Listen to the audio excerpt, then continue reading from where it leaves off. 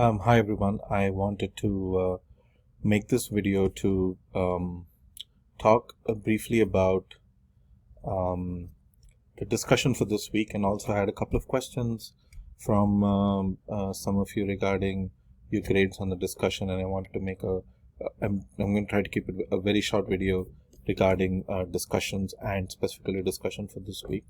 First, let me begin by saying, if you look at the syllabus says that for this week the discussion was supposed to be the Blue Nile and diamond retailing. So that's a case from chapter 4.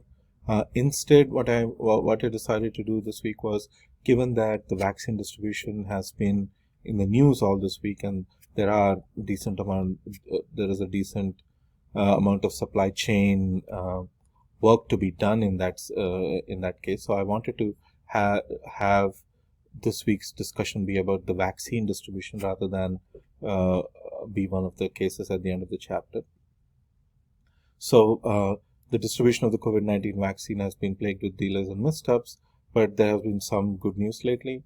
So what are some of the major problems or successes with the distribution network? So I want you to think of this as a supply chain focused sort of thing. And what are the things that were done correctly as far as the supply chain is concerned?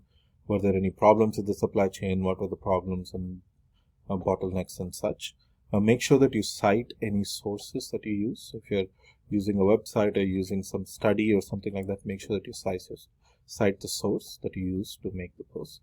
Now, as usual, I want you to make a post by Friday night and at least 2 of the replies by Monday. So this was one of the questions that I got from a couple of you. So let me quickly answer that.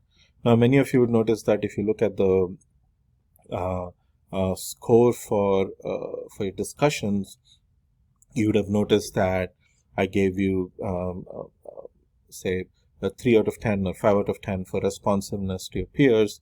The reason for that is you have to post a minimum of 2 replies, but 2 replies are a minimum, and these replies have to be to other people's posts. So you go to other people's posts and post a minimum of 2 replies, and that's, if you do the minimum, you'll get 5 out of 10 for responsiveness to peers. For you to get more than 5 out of 10 for responsiveness to peers, you have to reply to any replies that you got to your particular post, or you have to reply to any replies that you got to any of the other replies that you posted. So you have to keep the discussion going. The idea is to try to replicate a discussion that you would have in the classroom.